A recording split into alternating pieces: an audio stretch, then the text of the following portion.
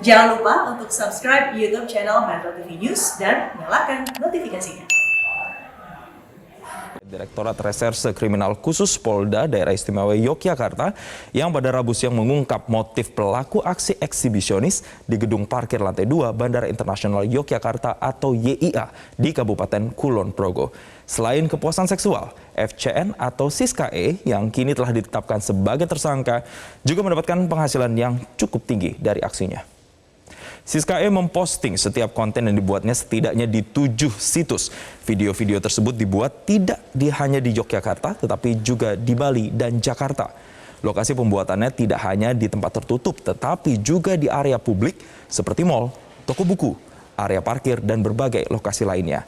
Terkait video yang berlokasi di gedung parkir Yogyakarta International Airport, polisi telah menggeledah tempat tinggal tersangka di Depok, Sleman, dan mengamankan sejumlah barang bukti antara lain kamera, ponsel, laptop, dan lain sebagainya.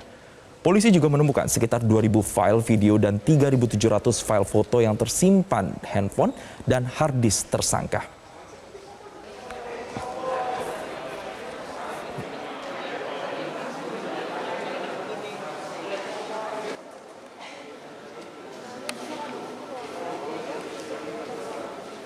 Pemirsa, meski Kemenkominfo telah menutup hampir 2 juta konten pornografi, namun masih saja banyak kasus penyebaran konten asusila di jagat maya. Lantas pertanyaannya, bagaimana langkah konkret Kemenkominfo untuk bisa mencegah agar hal ini tak selalu terjadi? Kami sudah terhubung dengan Dedi Permadi, staf khusus, maksud kami juru bicara Kementerian Komunikasi dan Informatika. Selamat siang, Pak Dedi. Selamat siang, Mas Jason. Ya, terima kasih Pak Dedi sudah bergabung bersama kami di Newsline. Pak Dedi, terkait dengan konten asusila yang sudah diblokir atau ditutup oleh Kemenkominfo, jumlahnya sampai saat ini katanya ada 1,8 juta, hampir 2 juta. Dari tahun 2018 sampai dengan tahun 2021. Apakah ada update lagi konten-konten yang ditutup lagi dan jumlahnya berapa, Pak? Baik, terkait dengan konten yang telah diputus aksesnya atau diblokir, sejauh ini berjumlah 1,672 juta. Dari keseluruhan konten itu teridentifikasi sejak tahun 2018 sampai dengan hari ini. Jadi sebetulnya secara konsisten Kementerian Kominfo telah melakukan penelusuran melalui patroli siber kami untuk mengidentifikasi jika terdapat konten pornografi dan porno aksi di media sosial.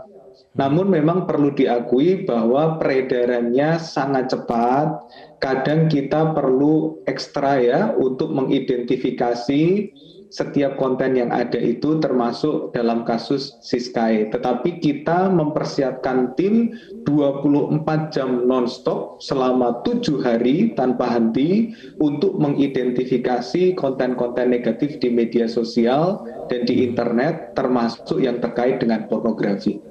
Tapi memang kebanyakan di media sosial ya Pak, berarti apakah juga perbandingannya dengan yang di internet atau di website atau di situs-situs tertentu, perbandingannya seperti apa sih Pak? Lebih banyak yang mana Pak? Memang secara dominan penyebaran konten itu paling banyak ada di media sosial, tetapi nomor 2-nya adalah di file sharing. Jadi website yang menyediakan link atau tautan untuk mendownload konten-konten yang berbau negatif itu juga dimanfaatkan oleh banyak pihak. Tetapi kami memang mengidentifikasi bahwa 2 sumber utama itu yaitu media sosial dan situs file sharing paling banyak digunakan. Oke, Pak Dedi, berangkat dari kasus Siska E ini sendiri kan dia bahkan sampai mengupload atau mengunggah di 7 situs berbeda. Artinya di sini bisa dikatakan kecolongan juga para pelaku pornografi akhirnya bisa memanfaatkan celah-celah itu untuk memposting konten mereka di situs atau di web yang mereka inginkan. Nah, sebenarnya ini titik kelemahannya ada di mana Pak? Dan bagaimana pengawasannya terkait dengan mereka-mereka yang mengupload di situs atau web? Sebetulnya terkait dengan konten negatif di media sosial, ini tidak bisa dilihat dari satu sisi saja, yakni moderasi konten saja atau penanganan konten saja. Kita harus melihatnya secara holistik. Kalau tadi pertanyaannya kesulitannya di mana gitu ya. Tanggung jawab untuk menangani konten media sosial ataupun di internet yang negatif itu setidaknya ada di 3 pihak. Yang pertama sebetulnya di level hulu ya, kesadaran masyarakat untuk tidak mengakses ataupun juga menyebarluaskan konten negatif itu menjadi yang utama. Jadi kita bersama-sama dengan masyarakat mendorong ya, bekerja bersama-sama untuk bisa menanggulangi konten-konten negatif ini, tentu dengan peningkatan literasi digital di masyarakat. Sebanyak apapun konten negatif di media sosial dan di internet, kalau masyarakatnya sudah melek digital, cakap digital, terliterasi digital, maka konten negatif tersebut akan tidak banyak diakses karena masyarakat cenderung menggunakan internet dan media sosial untuk tujuan yang positif dan produktif. Itu jika kita bersama-sama bisa mendorong literasi digital.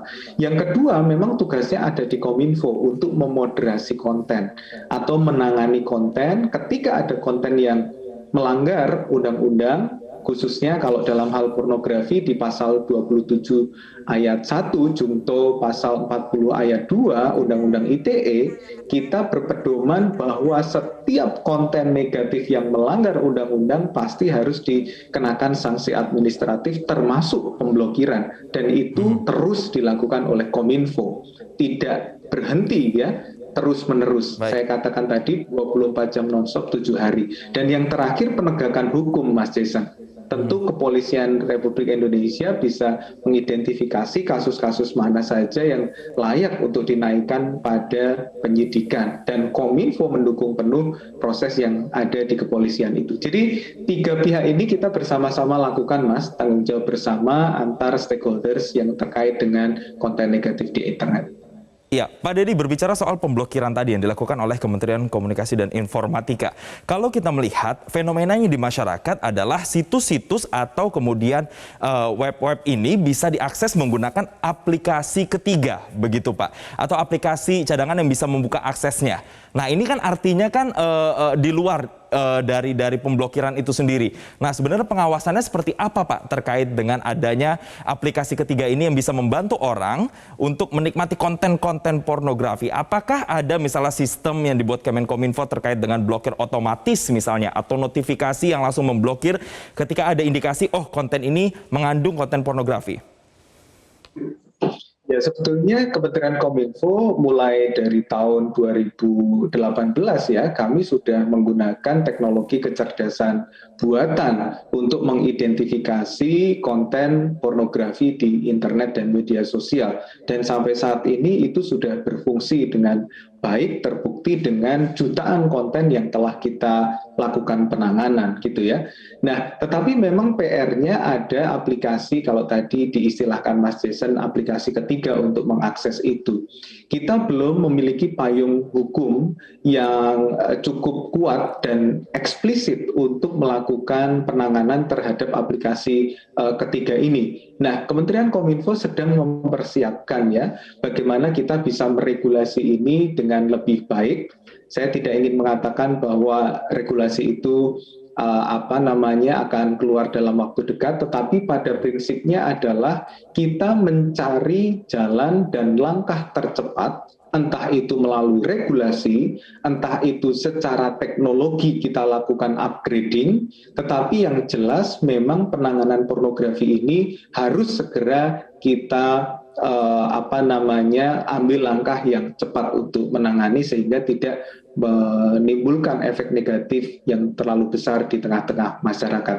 Baik dari sisi regulasi, teknologi maupun sumber daya manusianya saat ini terus dievaluasi untuk bisa menemukan formulasi yang tepat untuk penanganannya.